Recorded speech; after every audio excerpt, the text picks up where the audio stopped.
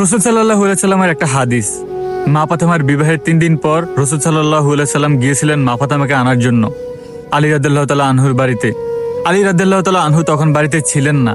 রাসূল সাল্লাল্লাহু আলাইহি সাল্লাম মা ফাতেমাকে বললেন, আমি তোমাকে নেওয়ার জন্য এসেছি, তুমি কি আমার সাথে যাবে? মা ফাতেমা বললেন, আপনি আমার বাবা, তার চেয়ে বড় সত্য হলো আপনি আমার নবী। আপনি বললে আমি যে কোনো সময় যে কোনো জায়গায় চলে যাব। কিন্তু বাবা, আপনি তো আমাকে শিখিয়েছিলেন স্বামীর অনুমতি ছাড়া কোনো কিছুই করা ঠিক নয়। আপনি যদি বলেন তাহলে আমি আলীর জন্য অপেক্ষা করব, আলীর অনুমতি নিয়ে যাব।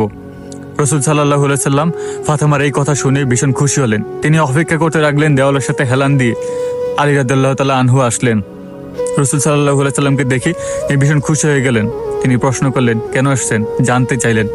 রাসূল সাল্লাল্লাহু আলাইহি সাল্লাম বললেন, আমি ফাতেমাকে নেওয়ার জন্য এসেছি, যদি তুমি অনুমতি দাও তাহলে আমি ফাতেমাকে নিয়ে চলে যাব। আলী রাদিয়াল্লাহু তাআলা আনহু বললেন, আপনি আমাদের নবী, তার চেয়ে বড় সত্য হলো আপনি ফাতেমার বাবা, আপনার আবার কিছু অনুমতি? রাসূল সাল্লাল্লাহু আলাইহি সাল্লাম বললেন, আমার ফাতেমা তোমার অনুমতি ছাড়া যাবে না। আমি ফাতেমাকে ওই শিক্ষাই দিয়েছি। অথচ বর্তমান সময়ের মেয়েরা নিজের হাজবেন্ডকে না জানিয়ে যেখানে মন চায় সেখানে চলে যাচ্ছে, নিজেকে মুসলিম বলে, আবার প্রিয় নবীর উম্মত বলে দাবি করে। একবার ভাবুন কি বলে জবাব দেবেন।